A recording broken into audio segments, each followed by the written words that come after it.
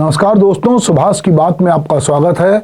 और सुभाष की बात में हम समसामयिक मुद्दों पर बात करते हैं और कोशिश करते हैं कि हम अपने अखबार में उस पर संपादकीय लिखते हैं।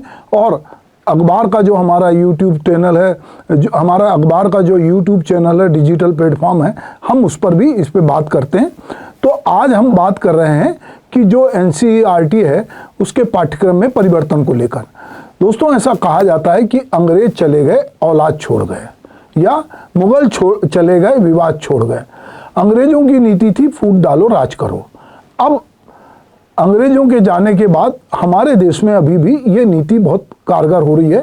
कई जगह आपस में फूट डालने की कोशिश हो रही है। हमारे देश में जो मुगलों का इतिहास है उसकी सफाई और उस पर गर्माती राजनीति जो है ये इस समय छाई हुई है। भारतीय शिक्षा प्रणाली में राष्ट्रीय शैक्षणिक अनुसंधान एवं प्रशिक्षण परिषद एनसीईआरटी द्वारा किए जा रहे पाठ्यक्रम और किताब के बदलाव में लगातार विवाद का केंद्र बना हुआ है। विशेष रूप से मुगल शासकों से जुड़े अध्यायों में कटौती या संशोधन से इतिहास, कला, संस्कृति के क्षेत्र में विचारोत्तेजक बहस छिड़ गई है। 2023 को शुरू हुए इस परिवर्तन ने 2025 तक तीव्र और बड़ा रूप धारण कर लिया है। विपक्ष इसे इतिहास की तोड़ मरोड़ और हिंदुत्ववादी एजेंडे की विकास यात्रा बता रहा है, जबकि सत्ता पक्ष इसे भारतीय केंद्रित और बोझ कम करने का प्रयास करार दे रहा है। आइए बदलाव और उसके प्रभाव और राजनीतिक उबाल पर हम लोग जरा बेबाकी से नज़र डालें कि हम दोनों पक्ष की बात करेंगे। यदि यह बदलाव भारतीय केंद्रित है तो मुगल काल भी भारतीय जीवन, समाज और संस्कृति का हिस्सा था। अच्छा बुरा जैसा भी था, यह भारतीय इतिहास का हिस्सा है। इस कालखंड का विवेक सम्मत विश्लेषण होना चाहिए। उस समय की कमियां और कमजोरियों के साथ उपलब्धियों पर भी इतिहास में दर्ज होनी चाहिए। इतिहास कभी भी एक तरफा नहीं होता, किसी विचार विशेष से संचालित नहीं होता। यह सच और तथ्यों पर आधारित होता है। यदि मुगल काल का एक बड़ा हिस्सा इतिहास से हटा दिया जाएगा तो भारतीय इतिहास अधूरा रहेगा। पूरी तरह इतिहास को उससे पृथक करना उचित नहीं है। भारतीय इतिहास के साथ एक दुर्भाग्य तो यह भी है कि उसका शुरुआती लेखन अंग्रेजों ने किया। उनका इतिहास लेखन भारतीय समाज और संस्कृति की दृष्टि से काफ़ी हद तक वंचित था। अंग्रेजों के इतिहास लेखन में तथ्यों, घटनाओं और आंकड़े तो काफ़ी हद तक सही थे, लेकिन वे उनका विश्लेषण भारतीय समाज और संस्कृति के संदर्भों के साथ नहीं कर पाए, क्योंकि वे भारतीय संस्कृति से पूरी तरह परिचित भी नहीं थे। उनके बाद भारतीय इतिहासकारों ने पुनर्लेखन किया, लेकिन तब तक भारत आज़ाद हो चुका था और उस आज़ादी के बाद इतिहास लेखन में भी एक दृष्टि विशेष का आग्रह था। ऐसा बहुत कम होता है कि कोई भी इतिहास किसी दृष्टि या आग्रह से पृथक होकर लिखा जा सके, लेकिन उम्मीद यही की जाती है कि वह अधिक से अधिक सच और तथ्यों के करीब रहे। मुगल काल के बाबर की क्रूरता और हिंसा को लेकर जो इतिहास में नए सिरे से दर्ज किया जा रहा है, तो उसके साथ हिंदू राजाओं या हिंदू दरबारियों के अपने राजाओं के साथ किए गए छल, जैसे जयचंद का कारनामा, यह सब भी इतिहास का हिस्सा होना चाहिए।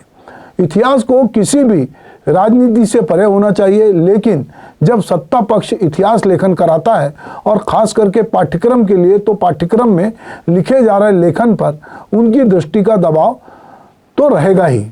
एनसीईआरटी ने 2020 की नई शिक्षा नीति एनईपी के तहत पाठ्यक्रम को रेशनलाइज्ड, जिसको कहना चाहिए तर्क संगत बनाने का अभियान शुरू किया था। और इसका उद्देश्य छात्रों पे बोझ कम करना, डुप्लीकेशन हटाना और प्रासंगिक सामग्री जोड़ना बताया गया। लेकिन इतिहास की किताबों में मुगल काल से जुड़े अध्यायों में बड़े बदलाव ने सवाल खड़े कर दिए।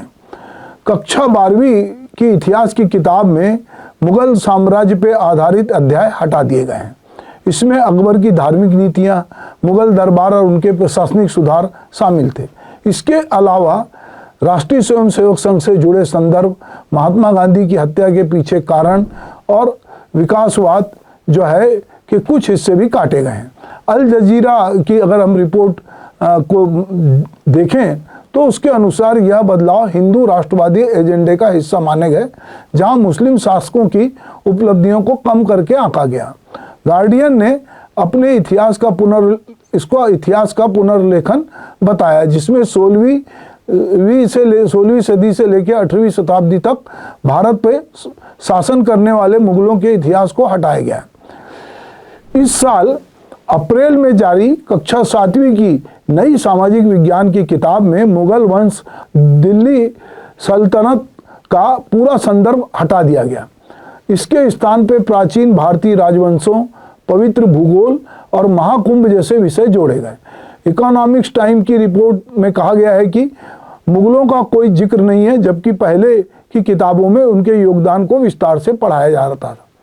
कक्षा 8वीं की नई किताब में दिल्ली सल्तनत और मुगलों का पहली बार परिचय दिया गया, लेकिन यहाँ मंदिरों पे हमले और कुछ शासकों की क्रूरता को जोड़ दिया गया है।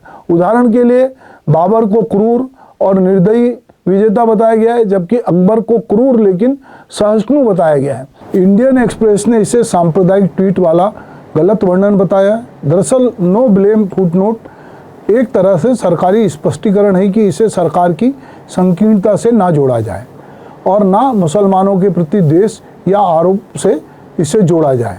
लेकिन ऐसा लिखने के उपरांत माना तो यही जा रहा है कि इतना हल्ला जो हो रहा है तो कहीं ना कहीं कोई नियत में खोट दिखती है। पाठ्यक्रम में कला और संस्कृति के लेखन में भी बदलाव दिखते हैं। मुगल काल की वास्तुकला जैसे ताजमहल, लाल किला और कला, मिनीचर पेंटिंग, संगीत पर कम जोर दिया गया है।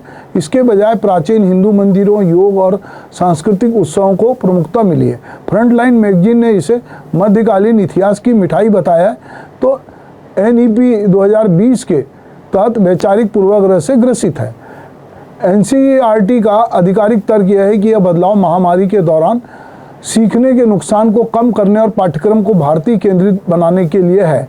लेकिन आलोचक कहते हैं कि यह इतिहास को सफेदी देने का प्रयास है, जहां मुगलों को सिर्फ आक्रमणकारी दिखाया जा रहा है।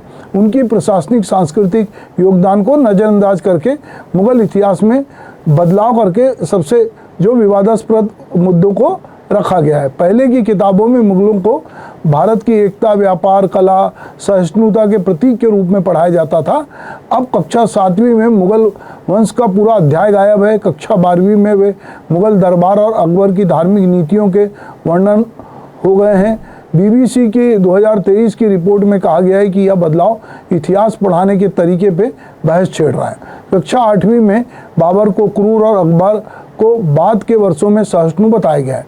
जजिया कर हटाने के अकबर के बाद के वर्षों का फैसला कहा गया है, जो इतिहासकार के अनुसार गलत है। टाइम मैगजीन ने इसे हिंदू राष्ट्रवाद का हिस्सा माना है, जहां मुगलों को विदेशी दिखाया जा रहा है। इन बदलावों से इतिहास की निरंतरता टूट रही है। मुगल काल की कला, फारसी प्रभावित चित्रकला और संस्कृति, उर्दू, सूफी संगीत अब कम महत्वपूर्ण लगते हैं, जबकि प्राचीन भारतीय संस्कृति पे फोकस बढ़ा है। ये बदलाव राजनीतिक तूफान का कारण बने हैं। विपक्ष, जिसमें कांग्रेस, TMC, DMK, इसे सांप्रदायिक इतिहास का प्रयास बता रहे हैं। वहीं कांग्रेस नेता राहुल गांधी ने कहा है कि यह RSS का एजेंडा है और जो युवाओं को विभाजित कर रहा है। इतिहासकारों और शिक्षाविदों ने विरोध जताते हुए कहा है कि यह विविधता को मिटा रहा है। इस अलग अलग जगह इसको लेकर काफ़ी सोशल मीडिया पे बहस है। मुगल योगदान को कम करने का आरोप लोग लगा रहे हैं, जो राजनीतिक तूफान पैदा कर सकता है। इस संबंध में शिक्षा मंत्री, जो केंद्रीय शिक्षा मंत्री हैं, धर्मेश प्रधान ने कहा है कि बदलाव तथ्य आधारित है और औपनिवेशिक मानसिकता से मुक्ति दिलाता है। लेकिन आलोचक इसे हिंदूवादी पुनर्लेखन कहते हैं, जहां मुगलों को क्रूर दिखाया गया है, हिंदू राष्ट्र को मजबूत किया जा रहा है और इस तरह के जहां भी बदलाव को सांप्रदायिक ट्वीट बताया जा रहा है। तो यह विवाद सिर्फ किताबों तक सीमित नहीं है, भारत की सेकुलर छवि और शिक्षा के निष्पक्षता पे सवाल उठा रहा है। तो ये सदन में भी इस पे चर्चा होगी। पर बहुत लोग सवाल करते हैं कि मुगलों के बाद जो अंग्रेज आए उनको लेकर इतना हल्ला तौबा नहीं है।